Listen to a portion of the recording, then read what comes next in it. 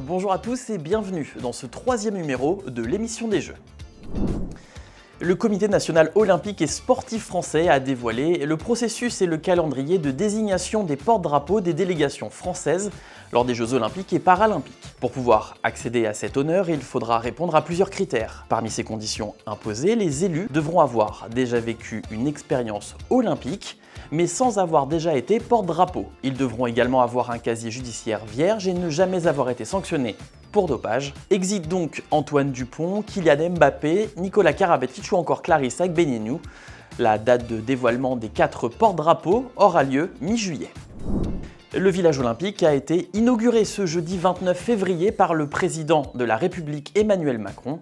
Après 7 ans de travaux, le site, qui accueillera 14 500 athlètes olympiques et paralympiques, ainsi que leur staff, doit désormais être équipé. Le village abritera notamment une cantine géante installée à la Cité du Cinéma, un restaurant ouvert 24 heures sur 24 et qui servira jusqu'à 40 000 repas par jour. Les athlètes disposeront également de plusieurs services comme un bureau de poste, une supérette, un salon de coiffure, un centre multiconfessionnel, une salle de sport et une polyclinique temporaire, mais aussi un commissariat. Invité de la rédaction en février, Guillaume Canet s'est confié sur sa passion pour l'équitation. Lui-même cavalier, l'acteur français de 50 ans est un fervent admirateur du saut d'obstacles de haut niveau. Lors de cet entretien accordé à Ouest France, Guillaume Canet nous a confirmé que France Télévisions l'avait contacté pour commenter l'épreuve lors des Jeux Olympiques de Paris, comme l'avait fait l'acteur Jean Rochefort lors des JO d'Athènes en 2004. On m'a demandé si je voulais venir commenter d'ailleurs l'épreuve d'équitation. Le problème c'est que je sais pas si je serai présent en fait à cette période-là par rapport à mes engagements en fait professionnels. Donc c'est pour ça qu'il faut que j'arrive à voir si j'arrive à répondre à ça. Si je peux, oui, avec plaisir, parce que ça va être quand même un moment assez incroyable. Ce mardi 20 mars, le très attendu tirage au sort des tournois olympiques de football s'est déroulé au siège de Paris 2024 à Saint-Denis.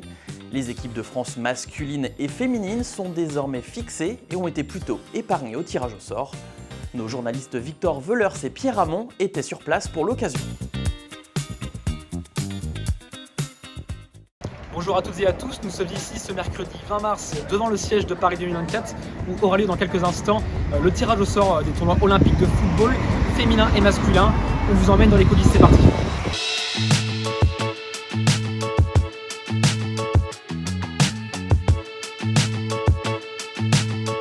Nous sommes ici dans l'atrium au siège de Paris 2024.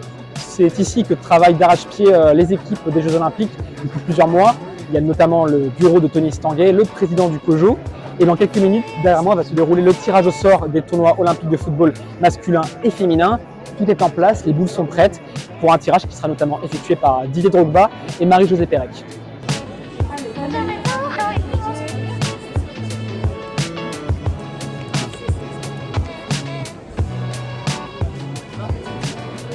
Nous sommes ici dans la salle de presse où vont travailler ce soir plus de 150 journalistes pour une centaine de médias, des Français, des francophones, mais aussi des étrangers, car plusieurs délégations sont concernées ce soir par le tirage au sort du tournoi olympique de football.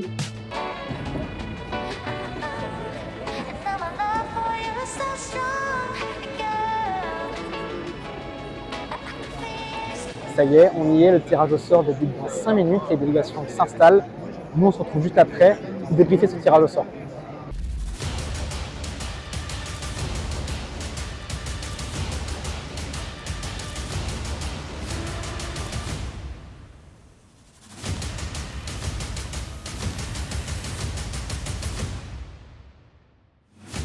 Ça y est, on est arrivé au terme de ce tirage au sort du tournoi olympique de football à Paris 2024. On retiendra surtout que ça a été un tirage assez long, fastidieux et très protocolaire, mais aussi que Marie-Josée Pérec a galéré à ouvrir les boules au départ. Voilà, en tout cas, pour ce qui est du tirage au sort, les hommes ont hérité de la Nouvelle-Zélande, des États-Unis et d'un adversaire qui reste à déterminer. Pour les femmes, en revanche, les 3 adversaires sont connus, le Canada, la Colombie et la Nouvelle-Zélande également. Le Canada, champion olympique en titre, et c'est surtout le bourreau des Bleus, car elles avaient été éliminées par cet adversaire en 2012 et en 2016 à Londres et à Rio. Désormais, on se donne rendez-vous le 24 juillet pour le début du tournoi olympique. Star montante de la gymnastique, la franco-algérienne Kayla Nemour sera présente aux Jeux Olympiques de Paris sous les couleurs de l'Algérie. Vice-championne du monde au bar asymétrique en 2023, la gymnaste de 17 ans a été au cœur d'un désaccord entre son club d'Avoine-Beaumont et la Fédération française qui l'a poussée à représenter l'Algérie. C'est notre interview tac au tac concoctée par Pierrick Chevrinet.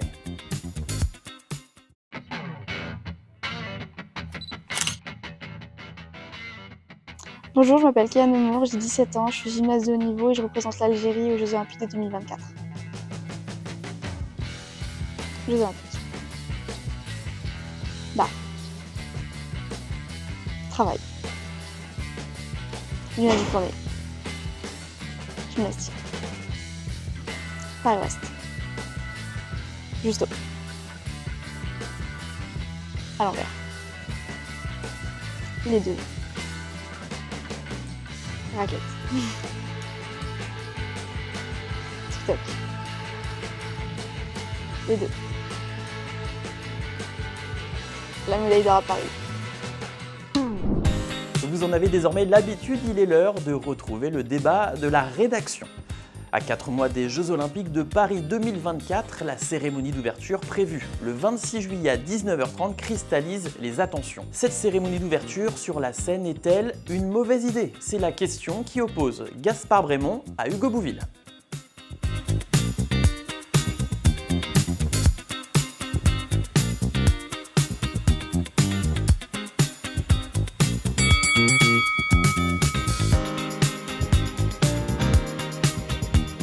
Je pense que c'est une excellente idée d'organiser la cérémonie d'ouverture des Jeux Olympiques en plein Paris. Ça va enfin permettre de casser la tradition et de sortir les athlètes des stades. Moi, je suis contre la tenue de cette cérémonie d'ouverture des JO en dehors d'un stade. Pour moi, les stars des Jeux, ça va être les sportifs. Et les sportifs, leur jardin, c'est des stades, c'est des enceintes sportives, donc c'est là où ils doivent briller. Toi, Gaspard, je pense que c'est une excellente idée d'organiser cette cérémonie hors d'un stade, parce qu'à chaque Olympiade, chaque pays essaie toujours de nous montrer ses traditions, ses valeurs, sa vision, sa culture et tout ce qu'on veut. Là, au moins, il va avoir l'occasion d'aller sur le terrain, de voir la Tour Eiffel en vrai, Notre-Dame en vrai, sur une berge. Pas besoin de la construire avec 3 bouts de papier et de carton au milieu du Stade de France. Là, ça va être du concret, ça va être une magnifique pub pour la France. Les monuments de Paris, ça n'a rien à voir avec les Jeux Olympiques. Tu peux les acheter dans des boutiques à souvenirs, en carte postale. Là, on parle des Jeux Olympiques. On avait annoncé aussi qu'on allait sortir du stade pour faire un truc très grand public avec 600 000 personnes, une grande fête populaire. Mais au final, on se retrouve avec 300 000 personnes, dont 200 000 personnes qui vont être invitées par les régions, les collectivités, les sponsors. C'est n'importe quoi. C'est plus du tout un truc ouvert à tout le monde. Ce qu'il faut comprendre, c'est qu'ils ont été aussi forcés un peu de restreindre l'affluence parce qu'il y a aussi beaucoup d'enjeux de sécurité. Après, c'est sûr que la promesse de la fête populaire vole en éclats et c'est très regrettable. Je pense qu'organiser la cérémonie d'ouverture au sein du Stade de France, ce n'est pas gage de sécurité. On l'a bien vu avec la finale de la Ligue des Champions en 2022 entre Liverpool et le Real Madrid, où les forces avaient été totalement débordées par l'afflux. Et organiser un événement dans un stade, ce n'est pas la garantie de la sécurité. Et alors vous, qu'en pensez-vous? La cérémonie d'ouverture sur la scène est-elle une bonne idée? Votre avis nous intéresse, mais vos questions également. Nous nous sommes penchés sur l'une d'entre elles, celle de Clément. Salut Ouest France, moi j'avais une question pour vous. Je voulais savoir si la France était meilleure aux Jeux Olympiques d'été ou aux Jeux Olympiques d'hiver. Merci. Alors Clément, nous avons sorti la calculette pour répondre à votre question, puisque le CIO, le Comité international olympique, ne publie pas de classement général de l'histoire des JO, mais plutôt un classement pour chaque édition. Donc après notre calcul, la France a récolté 912 médailles en 126 ans, été et hiver compris, mais la majorité d'entre elles ont été gagnées lors des Jeux d'été, avec pas moins de 751 breloques. Ces chiffres placent la France à la 5e place du classement des pays les plus titrés lors des Jeux Olympiques. L'athlétisme, sport roi des Jeux Olympiques, sera l'une des disciplines les plus suivies du 1er au 11 août prochain à Paris. De passage à la rédaction de Ouest France, Jean Galfionne, champion olympique du saut à la perche aux Jeux d'Atlanta en 1996, s'est confié sur la star de la discipline, le Suédois Armand Duplantis. Champion olympique en titre et détenteur du record du monde avec un saut à 6,23 m, il sera le grand favori à la médaille d'or.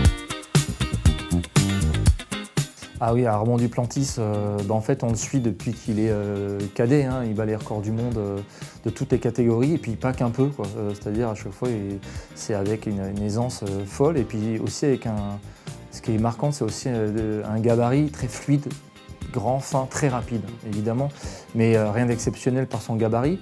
Et surtout, il a une justesse dans son saut depuis qu'on le voit sauter, depuis qu'il a 15 ans. Et c'est d'une propreté, c'est d'une fluidité absolue. Enfin, tout ce qu'on essaye de faire à la perche, lui, il le fait de manière extrêmement naturelle. Toute la difficulté de ce geste, il a réussi à le dompter. Donc et aujourd'hui, il a 6,23 et on sait bien, on sent bien et tout le monde, enfin ce ne serait pas une surprise qu'il fasse beaucoup plus. Maintenant, il n'a que 23 ans, il va continuer à progresser jusqu'à, tout ça c'est des théories, jusqu'à 27, 28, 29 ans. Donc il va gagner physiquement, il va gagner techniquement et donc là, logiquement ça va monter encore, mais tout ça une fois encore c'est que des théories, on l'espère. On va désormais prendre la direction de Paris, terrain de jeu de ces JO 2024. Notre journaliste Gabriel Chagnac est allé à la rencontre des Parisiens pour leur poser une question. Qui voulez-vous voir chanter lors de la cérémonie d'ouverture ?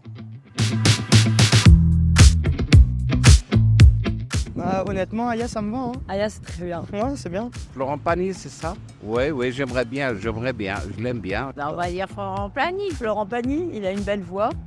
Il faut une belle voix pour chanter à la Marseillaise. Et vous comprenez? Il articule bien les mots. Eh ben, j'ai pensé à Zaz, parce qu'elle est sympa, elle est fraîche, et puis, je sais pas, j'aime bien, voilà, c'est sympa. Je verrais bien David Guetta, en vrai.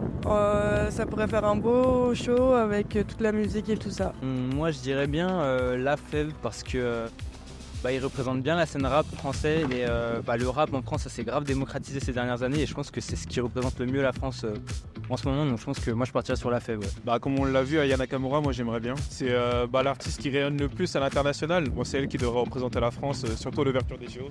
Il y a peu de jeunes Français qui connaissent pas Aya et qui chantent pas Aya. Hein. Ma mère chante Aya, mon père chante Aya, je chante Aya. Ouais, je trouve que c'est une bonne représentante. Ouais. C'est déjà la fin de ce 3e numéro de l'émission des Jeux. N'hésitez pas à commenter et à repartager cette émission.